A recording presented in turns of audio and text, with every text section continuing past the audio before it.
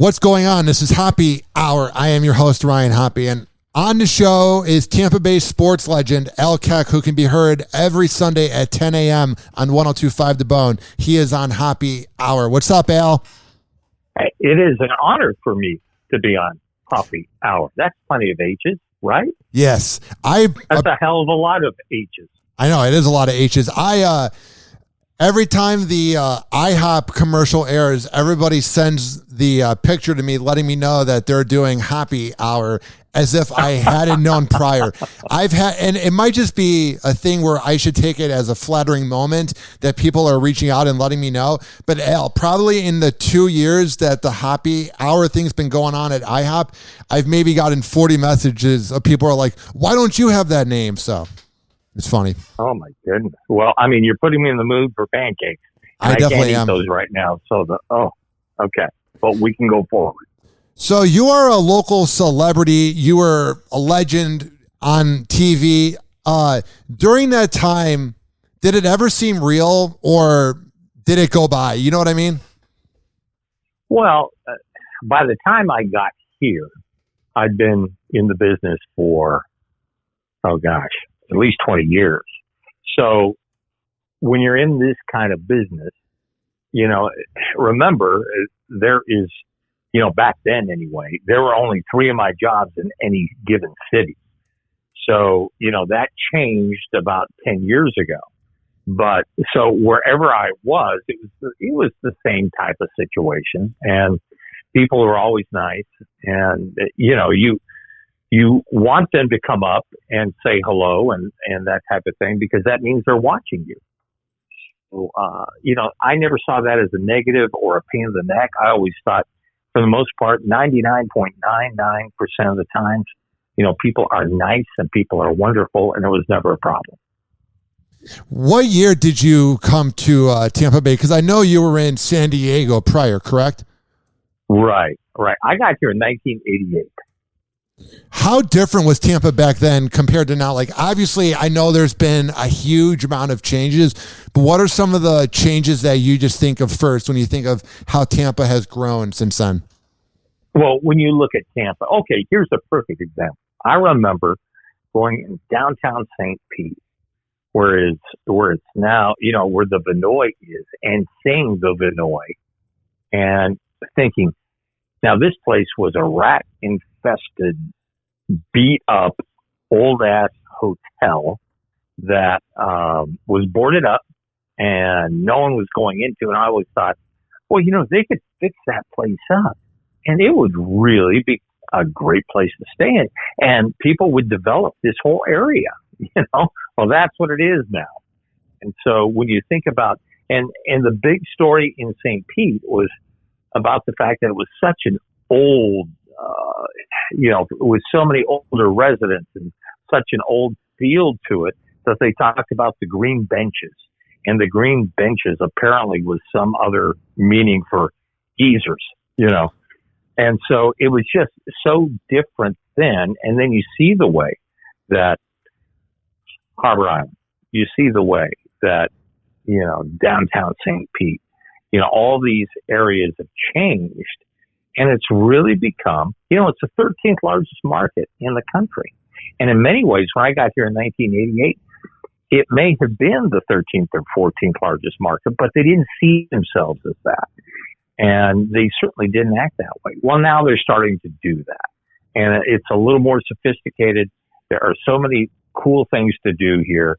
And you can really enjoy yourself, even on a Thursday or Friday night. Walking, downtown St. Pete is really cool. What is your favorite part of downtown St. Pete? Mine is I like going to the different bars by Janice Live, and I also like going to the pier. Oh, absolutely. Absolutely. What I enjoy, I used to live on Snell Isle, and so I had a course that I would run right along, the bay and go up to Vinoy Park and run right on the water. And the cool part about it was you could see dolphins swimming and you could see manatees and you could see, incredible things that for a kid from Seattle, Washington, we don't see dolphins, in Seattle, Washington, or manatees or anything like that. And it's just, that part of Vinoy Park and North Shore Park and all that is just so breathtakingly beautiful that we take it for granted. And for so many people that come into the area and see it for the first time, it really is someplace special. Yeah, I never really realized how much I take this place for granted until I go back home to Illinois. And Illinois is fine, but man, it's pretty depressing there. Like, it's just high taxes. Everything's just more expensive. Like, you don't realize how great the Tampa Bay area is until you leave and go somewhere. Even if it's just for 2 days on an airplane, Al, when you leave Florida, you don't realize how great it is until you leave. And this part of Florida, it's this part of Florida that is just really phenomenal. And I mean, don't get me wrong. There's some beautiful places on the East Coast, and Naples is phenomenal. And there's some great places in Sarasota, Longboat Key, and there are, you go up into the Panhandle. Panama City has its moments, and there are so many places I could just keep counting down. But Florida is a special place, and we forget how, because it is getting expensive, at least expensive for us, compared to other parts of the country, it isn't anywhere near like that. And it's just become just a really cool place. I really enjoy it. Over the years since 1988, what has been the biggest change in the sports part of town, in a way that have the sports fans changed? Is it the same, but it's just a different generation? What's the vibe like when you first got here to being a sports fan now in 2021? Well, it's completely different. First of all, you didn't have the only professional team that was here, major league type of team, was the Buccaneers. And, soccer had been in and out. And then I'm going to say my first or second year, the Tampa Bay Storm came in, and that was the first tenant in the Florida Suncoast Dome. What was then the Florida Suncoast Dome, obviously what is now Tropicana Field. And again, this is how crazy this area was for sports, because they were selling out arena football in a baseball stadium that had a ton of tickets. And if you went outside a Storm game there in the Florida Suncoast Dome before a game, there would be people scalping Storm tickets, and that's how crazy this area was and how badly it really wanted a pro sports team and just pro sports here. And then you gradually see things start to come around, and you start to see more and more teams, and you start to see how important sports becomes to a community, because that's kind of their calling card. That's kind of, anymore, what people care about, what they want to know about, and what they want to enjoy. And, they can kind of brag. If you're walking into Wichita, Kansas, and you tell people you're from Tampa Bay or Tampa, Florida, immediately they'll say, "Oh, the Buccaneers," or maybe the Lightning, or the Tampa Bay Rays. It gives you an identity that certainly wasn't there before. And when I got here, one of the things that I noticed that they did every night that people just look at and think about this now, and you wouldn't even think about one of those things. And it would be, the Daily Quinella at the dog racing track, or the, some of the results from Highline. And, those type of things were regular parts of the sportscast back then, because that's what you had to cover. There was none of the other stuff. And when it came to baseball, you had, Florida State League Baseball, which all the top prospects did play in. But that was it. That's all you had, other than the Buccaneers and, the University of Florida and obviously University of Florida is quite a ways from Tampa, but there's such a fan base here looking for that. And so, it's really grown. And that was one of the reasons I came here. I left San Diego, which is one of the most beautiful spots on earth, has everything you could ever want to cover, but it's extremely expensive. And I came here thinking that, the potential of being here and how this area can grow is incredible. And it certainly did exactly that.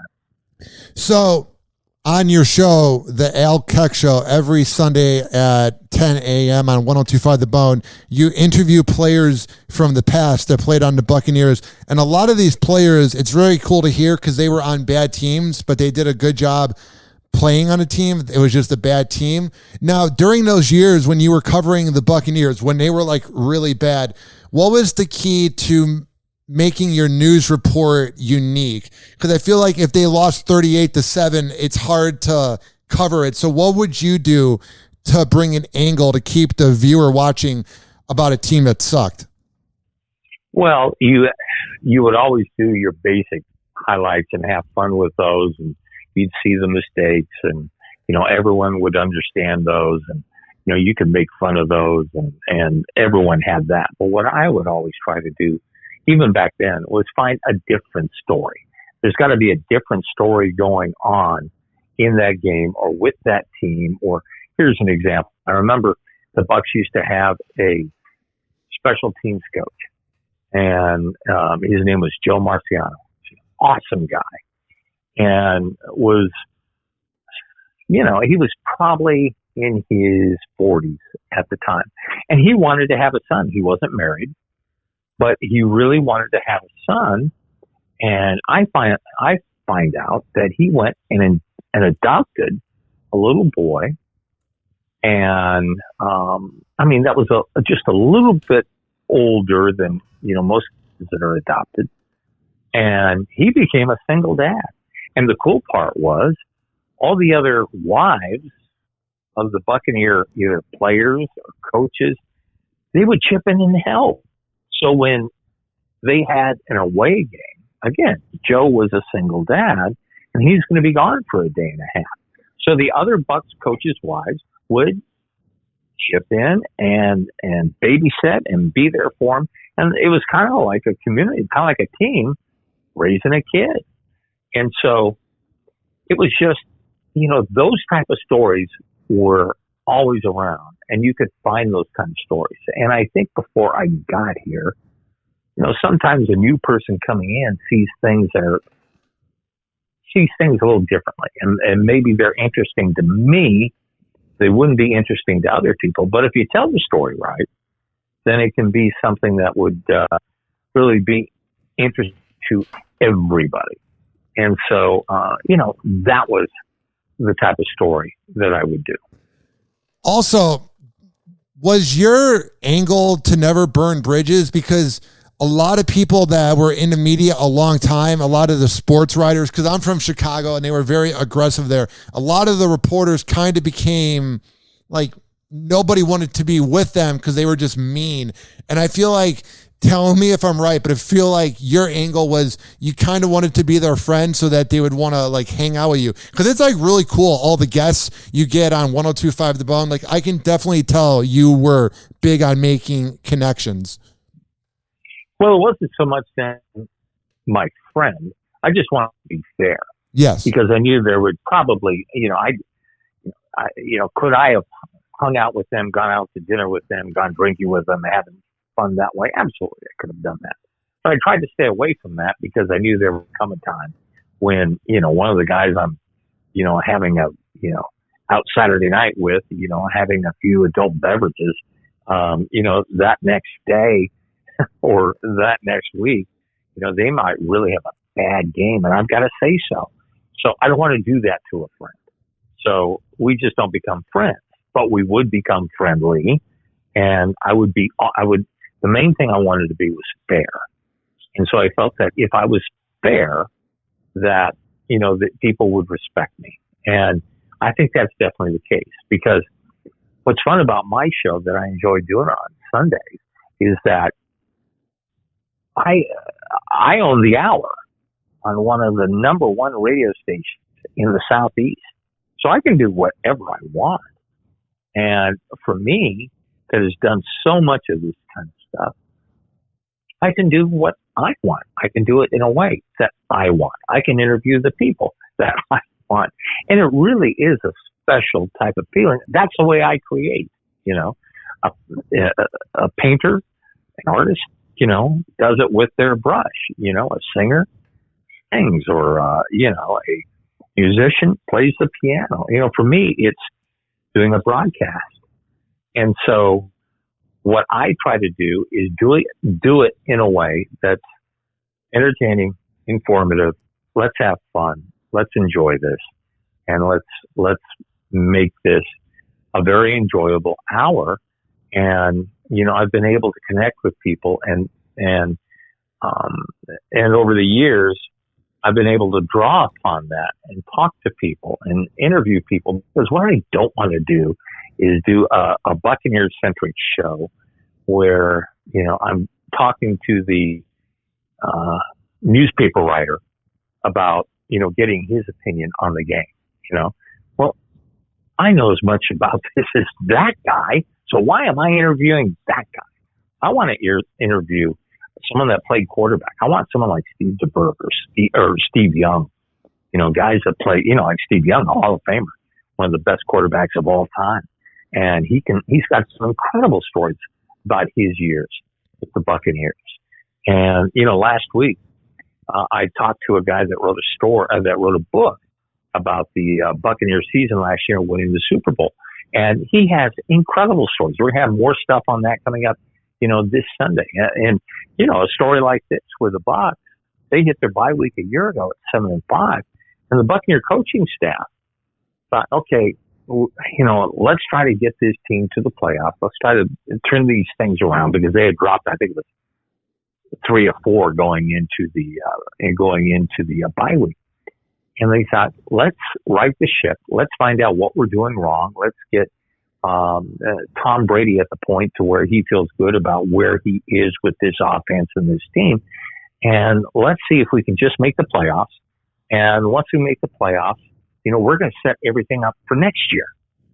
And so they didn't think, this Buccaneer coaching staff really did not concentrate on making the Super Bowl last year until it got to be, you know, a couple of weeks away from the Super Bowl. But because they didn't think they were ready for that. They still thought they were going to be a year away. Whereas most Bucs fans are thinking, oh my gosh, we got Tom Brady. They're going to go to the Super Bowl. And we all know it wasn't that simple. What I want to ask you too, Al, is like, so when you were doing TV in the 80s and 90s and 20 years ago, was there ever any like talk about what the future of the medium would look like? Like before the iPhone came out or social media, was there ever like people talking in the office about what it might look like before it happened, if that makes sense? Absolutely not.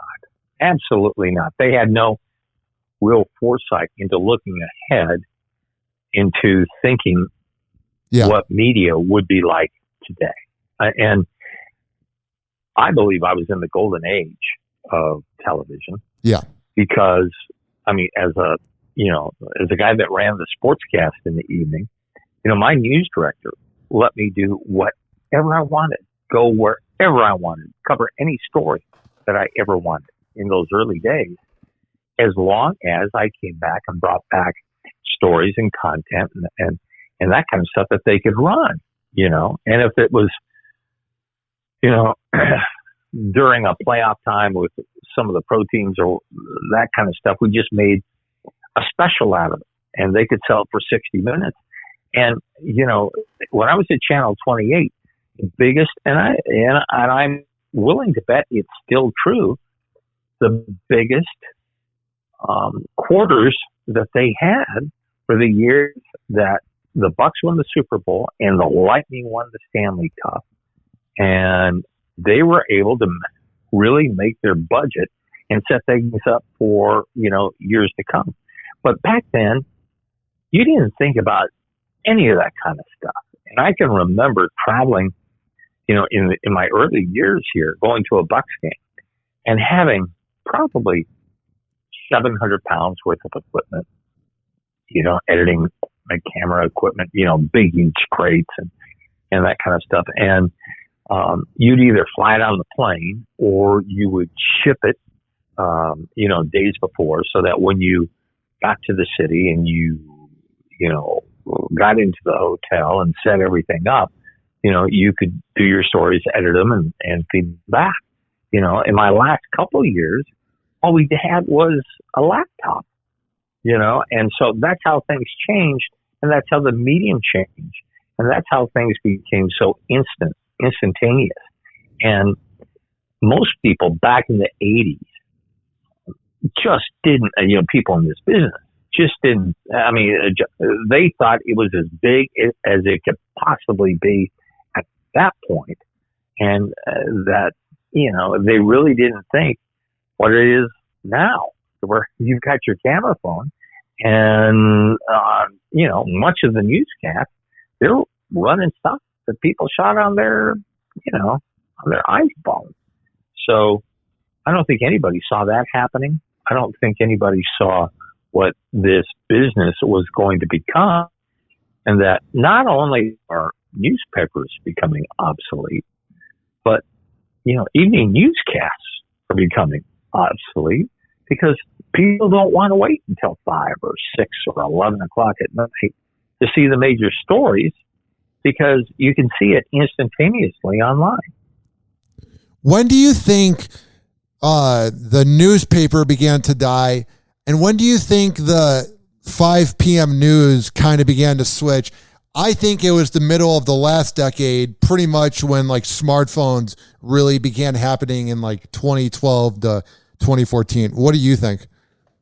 Well, I think actually the 5 o'clock news started becoming obsolete even before then, and newspapers long before then. I remember one time, the first year, 2008, when the Rays played in their first World Series, and they sent me to the American League playoffs. So they were playing, the Red Sox up in Boston.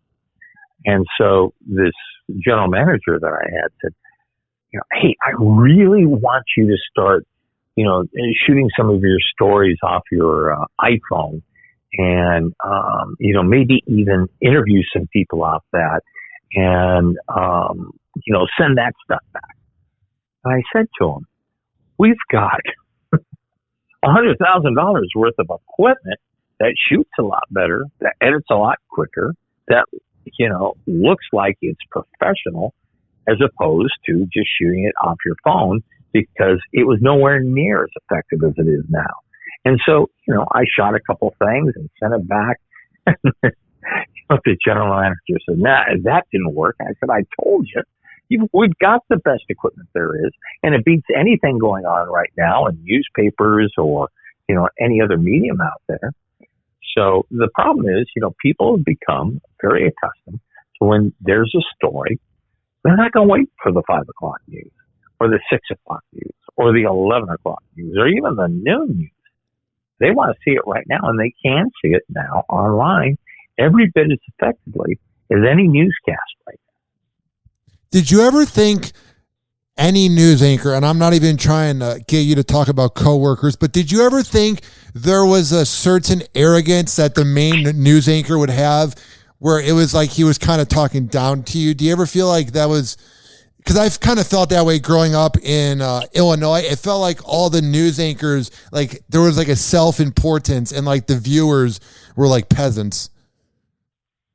Well, I don't know if it's that the viewers were peasants, but you've got to remember that back then, that the main anchor, or really any of the anchors, excuse me, were local personalities, and people saw them and had them, on TV in their homes every single night, sometimes 3 times a night. So that's very powerful. Yeah. And excuse me here. And, you would go out to dinner and people would stop by the, restaurant and stop by your table and want to talk about sports and all that stuff. They're trying to eat your dinner. I can remember, it's a little embarrassing, but it's true. I can remember I just had my third child. Kyle, Kyle. Yeah. He had just been born.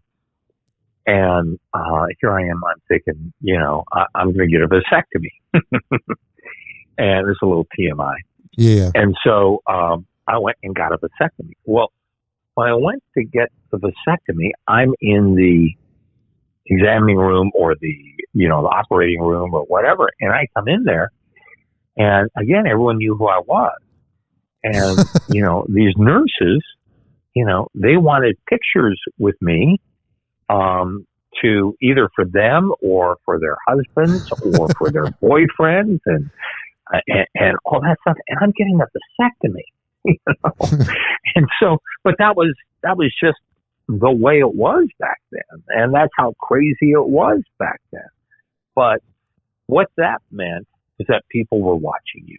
People knew who you were, and people cared about what you did. And that's something that people in any business you would enjoy and get a kick out of that. And it would be important because it's telling you not for your ego, but rather that you're doing a good job and people care about the job that you do and they like the job that you do and they see you several times a day. Now, speaking of Kyle Keck, you can hear him doing hashtags every Sunday around 10:20 a.m. on 102.5 The Bone. But is it also true that he is now a father? Yes, as in crazy. Wednesday night. Yeah. At 3:00 in the morning. Oh, wow. That's early. And, my beautiful daughter-in-law went into labor about 30 hours before and gave birth to this little guy that ain't a little guy. He is, he's a big one. And had shoulders so big that, as dad and grandfather, you just admire and say he's going to be a big kid. As a mother and a woman, they look at that as something else. Yes. As something very painful. So, no, I'm very proud of my son, and I'm very, very proud of my new grandson. Now I have two grandkids, got 3 kids overall. And I'm, Ryan, two of my kids. Yes. So, how lucky I am and how much I love my kids. Well, it's been a lot of fun having you on the show. You are the most organized and the most professional weekend show on 102.5 The Bone, along with Mike O. So keep up the good work. It's a blast doing your show. Well, Ryan, it is an honor for me. And when I first learned I was going to be doing that show, one of the first things they told me is that, you're going to be in there with Ryan Hoppe. And he is one of our best people here. And you're going to enjoy working with him. Little did I know is that, that was only the start of it. I love working with you. I don't like working with you. Yeah. I love working with you. And you make it so much fun, so much easier. And it's just, you just make the experience awesome. And I can't thank you enough. Awesome, Al. Means a lot, man. Well, whenever you want to come back on the show to talk about sports or whatnot, just let me know. Sounds good, Al? You got it. Anytime, bud. Awesome. Thank you, Al. Thank you.